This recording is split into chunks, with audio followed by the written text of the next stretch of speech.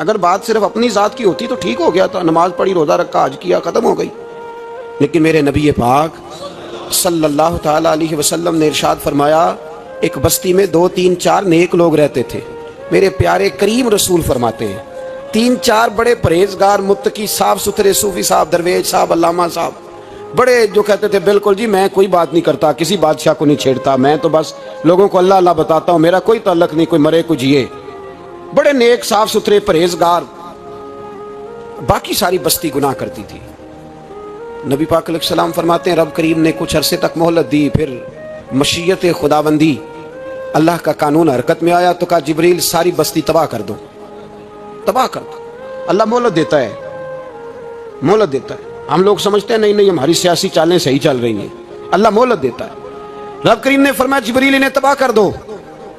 تو حضرت جبریل امین علیہ السلام نے عرض کی مولا وہاں تو تیرے 3 4 بڑے نیک بندے بھی رہتے ہیں، بڑے پرہیزگار، سچ بولنے والے، دیانتداری والے، حاجی صاحب، نمازی صاحب، صوفی صاحب، پیر صاحب، بڑے خوبصورت، ان کا کیا کریں؟ تو میرے محبوب پاک علیہ السلام فرماتے ہیں رب کریم نے فرمایا سب سے پہلے انہیں تباہ کرنا، سب سے پہلے انہیں سب سے پہلے، اور الٹ دو بستی، پہلے ان کا نمبر لگاؤ. یا اللہ ان کی کیا غلطی ہے؟ تو غلطی سن لیں، غلطی یہ ہے کہ انہوں نے 2 صفتیں پیدا کی ہیں، اگلی 2 پیدا کیوں نہیں کی؟ الا الذین آمنوا وعملوا الصالحات پہ روک کیوں گئے، آگے کیوں نہیں بڑھے؟ اللہ کریم نے فرمایا جبریل دیکھو نا، میری نافرمانی ہوتی رہی اور ان کے چہرے پر کبھی شکن تک نہیں آیا. لوگ میرا قانون توڑتے رہے، انہیں کبھی برا ہی نہیں لگا، گناہ دیکھ کر کبھی خیال ہی نہیں آیا بدلنے کا. میرے بھائی امت مسلمہ اپنے لیے تو آئی نہیں دنیا میں. نبی پاک کی اس لیے تھوڑے آئے تھے کہ پیسے کمائیں، دنیا داری کریں، جھوٹ سچ ماریں اور رخصت ہو جائیں، بچے پیدا کریں. یہ کام تو ہندو، سکھ، بدھ مت سارے کر رہے ہیں. تو فقط اس کام کے لیے تھوڑی آیا ہے. کنتم خیر امت اخرجت للناس، اللہ فرماتے ہیں میرے محبوب کے غلاموں تم بہترین امت ہو، میں نے تمہیں امتوں کے بھلے کے لیے پیدا فرمایا ہے، تمہیں لوگوں کی امامت کے لیے دنیا میں بھیجا ہے. اے نوجوان مسلم کبھی یہ تدبر بھی کیا تو نے وہ کون سا گردو ہے جس کا ہے تو ایک ٹوٹا ہوا تارا؟ تو نے کبھی سوچا ہے تو کیا ہے؟ پتہ ہے تجھے؟ روزی کماؤ، روٹی کماؤ، اور اب تو بہت سارے لوگ جھوٹ کی دنیا میں زندہ ہیں، جھوٹ بولتے ہیں اپنے آپ کے ساتھ بھی، دائیں بائیں فراڈ کر رہے ہیں اپنی ذات کے ساتھ، خول بنا لیا اس میں بند ہو گئے، باہر ہی نہیں نکل. اپنے ملک کی سوچو، اپنی بات کرو. علامہ اقبال نے پتہ کیا کہا تھا؟ اقبال نے، یہ سنو، جو لوگ کہتے ہیں پہلے پاکستان، برما کے مسلمان بعد میں کشمیر کے مسلمان، پہلے سنو اقبال کیا کہتے ہیں. اقبال کہنے لگے ان تازہ خداؤں میں بڑا سب سے وطن ہے. ان تازہ خداؤں میں بڑا کون ہے؟ وطن کی محبت ایمان کا حصہ، اس میں شک نہیں. لیکن اگر اسلام سے پہلے وطن آ گیا تو اقبال کہتے ہیں ان تازہ خداؤں میں بڑا سب سے وطن ہے، اور جو پیرہن اس کا ہے وہ مذہب کا کفن ہے. فرماتے ہیں جو وطن اوڑھ لیتا ہے اس نے اپنے مذہب کو دفن کر دیا. سب سے پہلے پاکستان نہیں، سب سے پہلے رسول اللہ کا دین ہے، سب سے پہلے قرآن ہے، سب سے پہلے نبی پاک کا فرمان ہے، سب سے پہلے امت مسلمہ ہے. ان تازہ خداؤں میں بڑا سب سے وطن ہے، جو پیرہن اس کا ہے وہ مذہب کا کفن ہے. اور اقبال کہنے لگے قوم مذہب سے ہے، مذہب جو نہیں تم بھی نہیں. قوم مذہب سے ہے، مذہب جو نہیں، کوئی نہیں سمجھ آ رہی ہے آپ کو میری بات؟ قوم کس سے ہے؟ پاکستانی ہونے سے، پنجابی ہونے سے، سندھی بلوچی پٹھان ہونے سے نہ، قوم مذہب سے ہے، اور مذہب جو نہیں تم بھی نہیں. یہ کیسے ہو سکتا ہے کہ مذہب نہ ہو اور بندہ زندہ رہے؟ یہ کیسے ہو سکتا ہے؟ بھائی کافر نے اصل میں جاگ ہی نہیں رہا، میں جاگتا ہی نہیں. میں جیب کی سوچتا ہوں، مسجد کی سوچتا ہوں، خانقاہ کی سوچتا ہوں، مدرسے کی سوچتا ہوں، دکان کی. سارا دن تو اس چکر میں لگا رہتا ہوں لوگوں کو ثابت کرنے میں کہ میں صحیح ہوں باقی غلط ہیں. میں تو اپنی ذات کے خول سے اٹھ ہی نہیں رہا. اور مجھے یہ اندازہ ہی نہیں کہ لیبیا سارا کٹ گیا، مصر کے ٹکڑے ٹکڑے ہو گئے. مجھے پتہ ہی نہیں کہ شام، جس کے بارے میں میرے نبی پاک علیہ السلام نے فرمایا مکے اور مدینے کے بعد اللہ نے سب سے زیادہ برکتیں ملک شام میں رکھی ہے. اور حضور نے فرمایا جس نے ہجرت کرنی ہو وہ شام جائے. اتنا اعلیٰ ملک سارا کٹ گیا، 4 ہزار لوگ ایک دن میں قتل ہو گئے. پر میرا گھر آباد ہے نا، کوئی حرج نہیں. وہ کٹتے ہیں تو وہ دور ہیں، کٹتے رہے. فلسطین میں ہمارے یہاں معراج کی محفلیں بڑی جم کے ہوتی ہیں، سارے لوگ پڑھتے ہیں سبحان الذی اسریٰ بعبدہ لیلا من المسجد الحرام الی المسجد الاقصی. انہیں پوچھو روز قرآن مجید میں مسجد اقصی کا نام لینے والا ہو تو مسجد اقصی کہتے ہو تو تمہیں اللہ کتنی نیکیاں عطا کرتا ہے، بتاؤ تو صحیح مسجد اقصی کدھر ہے؟ اور اب تو میری طرح کے مولوی آدھی حدیث سناتے ہیں، کہتے ہیں مسجد نبی میں ایک نماز پڑھو تو 50,000 کا ثواب، حرم شریف میں پڑھو تو 1,00,000 کا ثواب۔ مولانا حدیث یہاں سے شروع نہیں ہوتی، کھولو تو صحیح کنز المال، پڑھو مسند امام محمد بن حنبل، حدیث تو یہاں سے شروع ہوتی ہے۔ میرے نبی پاک نے فرمایا مسجد اقصی میں جس نے ایک نماز پڑھی 25,000 کا ثواب، اور میری مسجد میں جس نے ایک نماز پڑھی 50,000 کا ثواب، اور اللہ کے گھر بیت اللہ جس نے پڑھی 1,00,000 کا ثواب۔ مسجد اقصی کا تو ذکر ہی چھوڑ گیا ہے، کیوں؟ وہ مسجد جس کی طرف منہ کر کے 15 سال میرے نبی پاک نے نماز ادا کی۔ کس نے؟ بولیے گا 15 سال تک، 2 ہجری میں 13 سال مکے میں، 2 سال مدینے میں، مسجد اقصی کی طرف جدھر منہ کر کے تیرے اور میرے رسول نماز پڑھتے رہے۔ آج وہ مسجد یہودی کے قبضے میں ہے، کئی جمعے تالا رہتا ہے، وہاں نماز نہیں پڑھنے دی جاتی۔ مجھے کیا لگے اس بات سے، میری مسجد میں تھوڑی لگا ہوا ہے۔ ایسی ہوا چلی ہے کہ ہر شخص سوچتا ہے تمام شہر جلے بس ایک میرا گھر نہ جلے۔ بھائی یہ وہ دور ہے جس دور میں ذرا سی بھی کسی شخص کو تکلیف ہوتی ہے تو عالمی میڈیا پہ بات جاتی ہے، موبائل جیبوں میں فوراً تصویریں کیش ہوتی ہیں۔ میں اور آپ، ہمارا اس قوم سے تعلق ہے جس قوم کے بچے کٹ گئے، ذبح ہو گئے، عورتوں کے پستان کاٹ کے برما کے بدھوں نے ان کے کباب بنا کے کھا لیے، چھوٹے چھوٹے بچوں کی لاشیں انہوں نے لٹکا ڈالی۔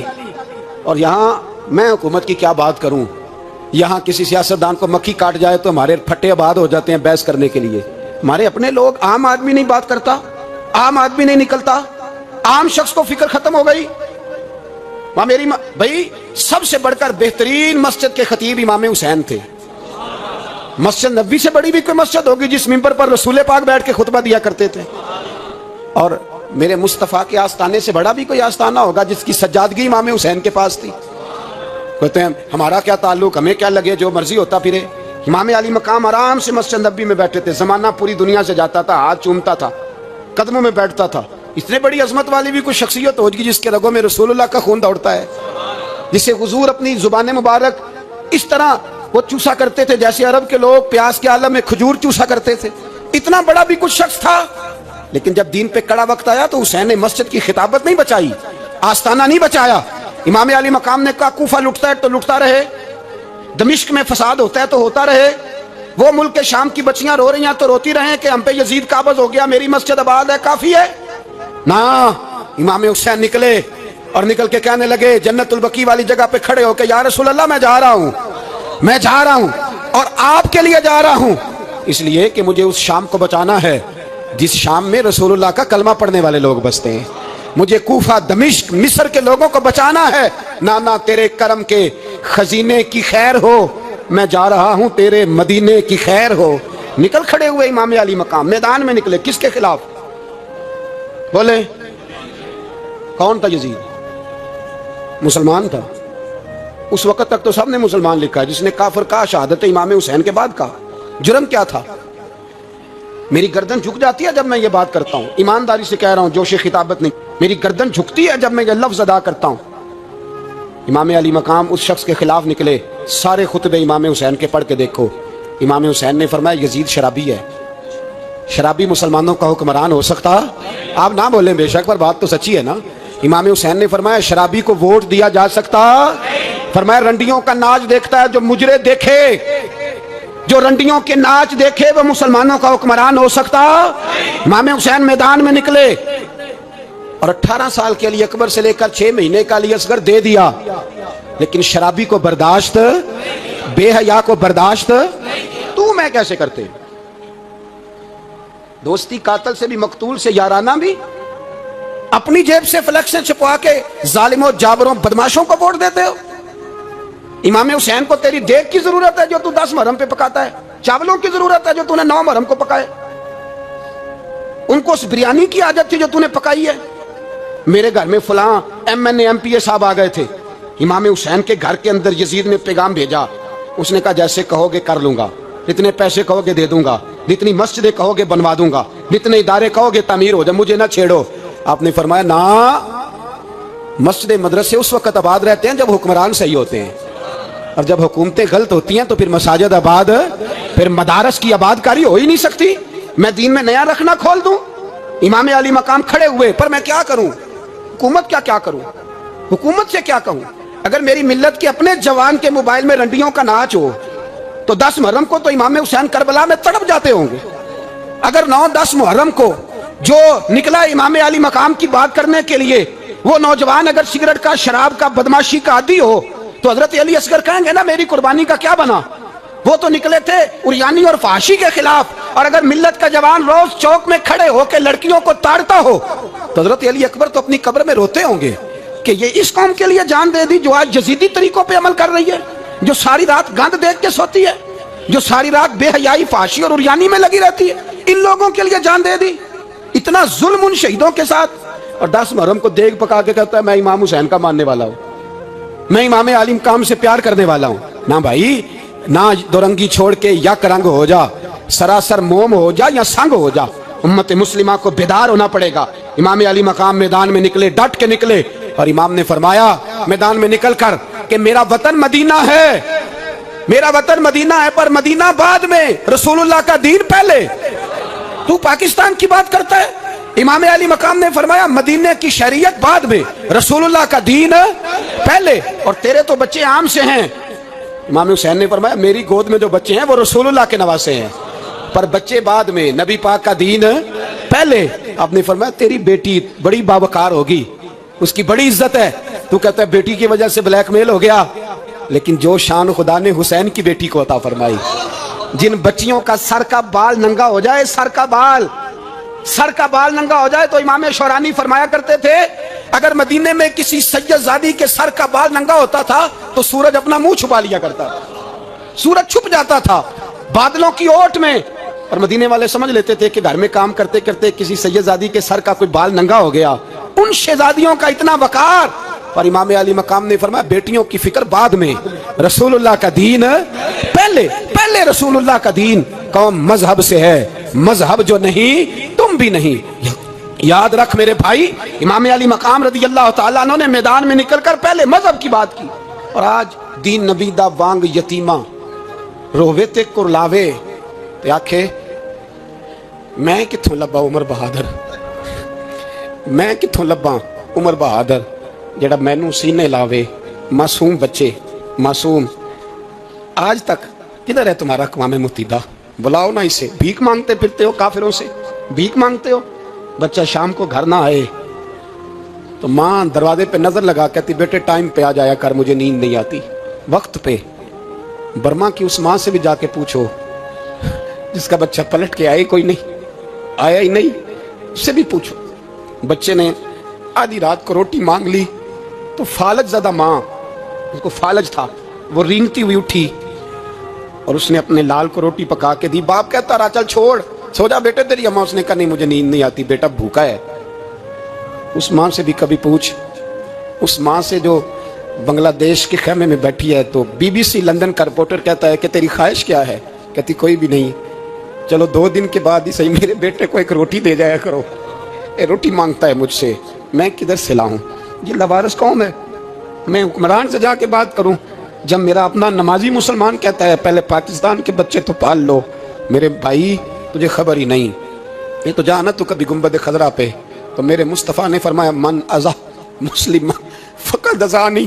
فرمایا جب میرا مسلمان تکلیف میں ہوتا ہے تو میں گنبد میں تکلیف میں ہوتا ہوں, مجھے درد ہوتا ہے, مجھے اذیت ہوتی ہے. پوچھ جا کے محبوب پاک سے. میرے عزیز کسی کو غم ہی نہیں ان لوگوں کا, کسی کو پرواہ ہی نہیں, کچھ سوچتا ہی نہیں ان کے بارے میں. میں اپنے گھر میں مست ہوں, آپ اپنے گھر میں مست ہیں. میرے رسول اللہ کی امت لٹ گئی ساری, جگہ جگہ تباہی. 1 انچ دھرتی پر زمین ایسی نہیں جو کافر کی اور خون بہتا ہو. ایک ریمنڈ ڈیوس امریکی کتا یہاں بند تھا مسلمانوں کے قتل میں. انہیں اپنی قوم کی اتنی فکر تھی وہ راتوں رات چھڑا کے لے گئے. لیکن میری اور تیری بہن عفیہ صدیقیہ سالوں سے بند ہے. تڑپ کے پوچھا ہے مسلمانوں نے کہ اس کی غلطی تو بتاؤ, اس کا قصور نہیں پر وہ بند ہے. کوئی نہیں بات کرنے والا, کوئی نہیں. مسجد جانے, جمعہ تو پڑھانا ہے, اس میں غرض نہیں درد ہے کہ نہیں, کہ اس میں تو اتنا پتہ ہے 1 گھنٹے تقریر ہے کرنی ہے. پیر صاحب صبح سے شام تک تعویذ لکھتے, سیاستدان صبح سے شام تک جنازہ بھی تب پڑھتا ہے کہ مجھے ووٹ ملیں گے. تاجر کہتا ہے بس دکان چلنی چاہیے, مر جائے میری طرف سے ساری دنیا, بس کرو. इस खौल से बाहर निकलो। ए नौजवान मुस्लिम, कभी ये तदब्बर भी किया तूने, वो कौन सा गर्दू है जिसका है तू एक टूटा हुआ तारा? तूने सोचा ही नहीं कभी, तुझे कभी खबर ही नहीं हुई कि ये किस कदर बड़ा काम था? मेरे रसूल पाक सल्लल्लाहु अलैहि वसल्लम के गुलामों जागो। मैं दुआई देता फिरता हूँ, मैं कहता हूँ जट बन के बड़ा जी लिया, बट राई अंसारी बन के बड़ा जिया, बस कर दो, बस कर दो। अब मुसलमान बन के जीना सीखो, अब अपनी पहचान रसूलुल्लाह की गुलामी बनाओ। अब कहो पहले दीन, बाकी हर चीज बाद में, बस करो, बहुत हो चुका हमारे साथ, अब थोड़ा जागो। मैं बहुत सारी बातें दिल में लेके आया था जो आपसे करनी थी, पर ये लफ्ज हैं कि टूटते ही जा रहे हैं। बात है कि सिमत का तायुन ही नहीं हो पा रहा।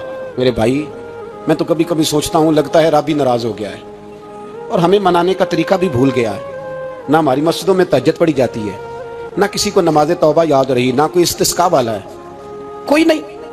जो पीर साहब के पास जाके बैठता है थपकी देते हैं, कहते हैं जा तेरा काम हो जाएगा, मौज कर।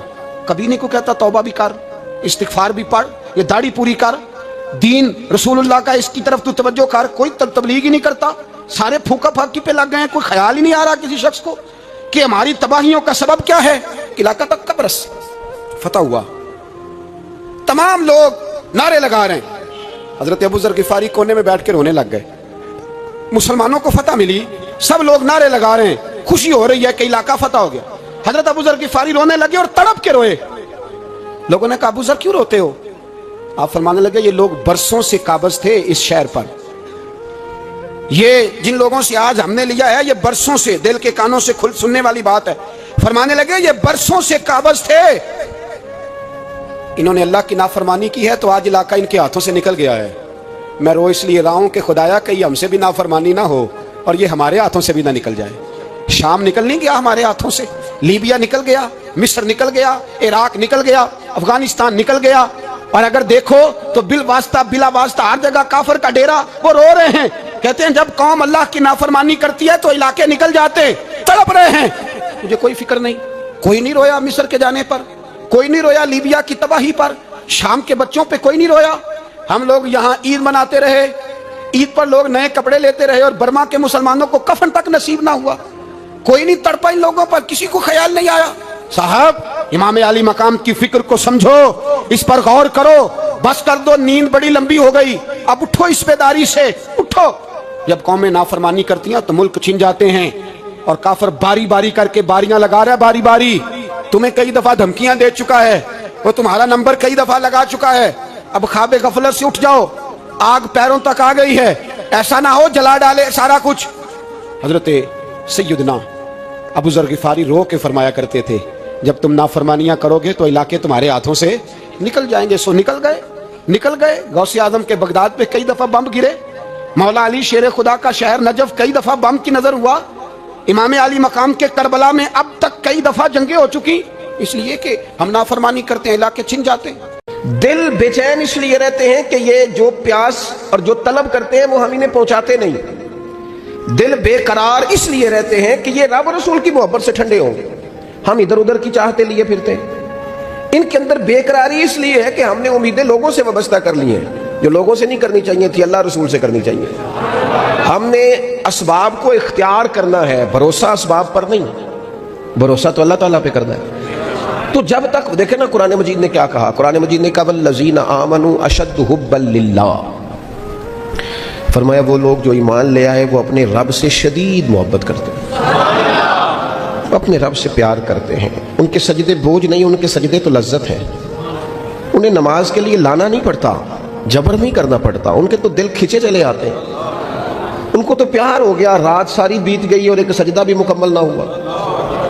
वो तो माल चूंकि अल्लाह ने दिया है तो राह खुदा में खर्च करते वक्त उनकी तबीयत किसी किस्म का तकल्लुफ नहीं महसूस करती, कोई बोझ नहीं महसूस करती, क्योंकि वो हर चीज से बढ़कर अल्लाह रसूल से प्यार करते हैं। तो ये चीजें उनके सामने कभी भी रुकावट नहीं बनती।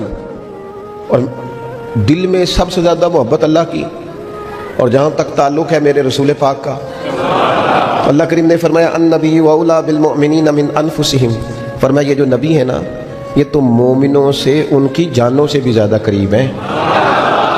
तो हर वक्त दिल की धड़कनों में, रूह की ठंडक में, कल्ब में, दिल में, रूह में, जहन में जो चीज हर वक्त समाई है ना मोमिनों के, वो रसूल पाक की जात है। اگر رات ساری بندہ یہی سوچتا رہے کہ سویرے یار کس طرح کام چلانا ہے، پیسے کیسے آئیں گے، جو میرے پاس 2 لاکھ ہے اسے 6 کیسے کرنا ہے، اور یہ 6 ہے یہ 12 کیسے ہو سکتا ہے، اور جناب یہ دنیا میری کیسے آگے بڑھ سکتی ہے، اور یہ جو پلاٹ پڑا ہے نا میرے گھر کے بالکل سامنے، کیسے کچھ چکر چلے کہ میرا ہو جائے، گاڑی ہے ذرا چھوٹے ٹائروں والی بڑے ٹائروں والی کیسے آ سکتی ہے۔ اگر 24 گھنٹے منصوبہ بندی، دنیا حاصل کرنے سے دین منع تھوڑا کرتا ہے، حضور نے تو فرمایا محنت کر کے کمائی کرنے والا اللہ کا دوست ہے، منع نہیں ہے، لیکن ہر وقت اسی گنتی میں رہنا، اسی کے شمار میں رہنا، الجھ جانا، اور جو اصل چیز تھی اس کو چھوڑ جانا۔ ہم نا نیکی کرتے ہیں، مومن ہوتے ہیں، لیکن اس کی لذت نہیں پاتے۔ یعنی اگر نماز پڑھ کے بھی بندہ قرار نہ حاصل کرے، اگر وہ خیرات کر کے بھی اس کی ٹھنڈک نہ محسوس کرے، مسجد آ کے محفل کرا کے محفل میں بیٹھ کے پھر بھی اس سے کوئی روحانیت نہ پا سکے، اس نے 20 علماء سنے، اس نے درجنوں خطباء سنے، اس نے ساری زندگی گزار دی، لیکن اس کے دل کی کیفیت ہی نہ بدلی، وہ لذت خاص ہی اسے نصیب نہ ہو، تو پھر اسے سوچنا چاہیے نا کہ دل میں نا اللہ تعالیٰ نے نا ہر چیز 2 بنائی ہے، ہونٹ 2، آنکھیں 2، کان 2، ہاتھ 2، پیر، دل اللہ نے ایک ہی بنایا۔ یہ نہیں ہو سکتا کہ چلو ایک طرف مجھے رکھ لو ایک طرف کسی اور کو رکھ لو، دل ہی ایک بنایا ہے۔ وہ کہتا ہے بس دل ایک ہے تو رب رسول ہی رہیں گے، اس میں ادھر ادھر کی چاہتے نہ لے آنا، جب تک دل کے اندر پوری طور پر اللہ رسول کی۔ بخاری مسلم میں حدیث ہے، نبی پاک علیہ الصلوۃ والسلام نے فرمایا اگر تم چاہتے ہو نا تمہیں ایمان کی لذت نصیب ہو، آپ زیادہ غور کریں میری بات پر، ایک ہے کھانا، ایک ہے مزیدار کھانا، ایک ہے مومن ہونا اور ایک ہے مومن ہونے کا مزہ آنا، لذت نصیب ہونا کہ میں صاحب ایمان ہوں۔ فرمایا اگر تم چاہتے ہو کہ تمہیں ایمان کی لذت نصیب ہو، یہ حدیث آپ نے بھولنی نہیں، بخاری مسلم میں، اگر چاہتے ہو کہ ایمان کی لذت نصیب ہو تو 3 کام کرو۔ یا رسول اللہ صلی اللہ تعالی علیہ وسلم کون کون سے؟ حضور فرمانے لگے پہلا کام یہ کرو کہ ہر چیز سے بڑھ کر اللہ رسول سے محبت کرو۔ لیکن یہ نیرا نعرہ نہیں لگانا، یہ غور کرنا ہے، پیسوں پر اچھی طرح غور کر کے سوچ لینا ہے کہ پیسے زیادہ پیارے ہیں کہ اللہ رسول، یہ غور کر لینا۔ یہ جو جھوٹی نا کے بت بنائے ہوئے نا، میری عزت، میری برادری، میری افسری، میرا قبیلہ، میری کرسی، یہ غور کر لینا ہے کہ کرسیاں زیادہ پیاری ہیں، اقتدار زیادہ پیارا ہے کہ اللہ رسول۔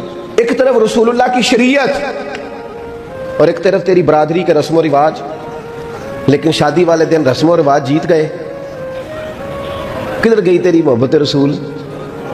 وہ صرف محفل والے دن تھی، ربیع الاول شریف میں تھی۔ ہم تو دیندار سمجھتے ہی اس کو ہیں جس کے گھر میں شادی ہو تو پتہ چلتا ہے کتنا دیندار ہے، محفل میں تو سارے دیندار ہوتے ہیں، یہ تو پتہ ہی تب چلتا ہے جب کسی کا انتقال ہو جائے، نہ گھر میں کوئی خوشی آئے کہ اب یہ کتنا دیندار ہے، اب پتہ چلے گا، مسجد میں تو سارے دیندار ہیں۔ فرمایا اگر چاہتے ہو کہ لذت ایمان نصیب ہو تو ہر چیز سے بڑھ کر اللہ رسول سے پیار کرو، اور دوسرا فرمایا جس سے بھی پیار کرو نا اللہ رسول کی رضا کے لیے کرو۔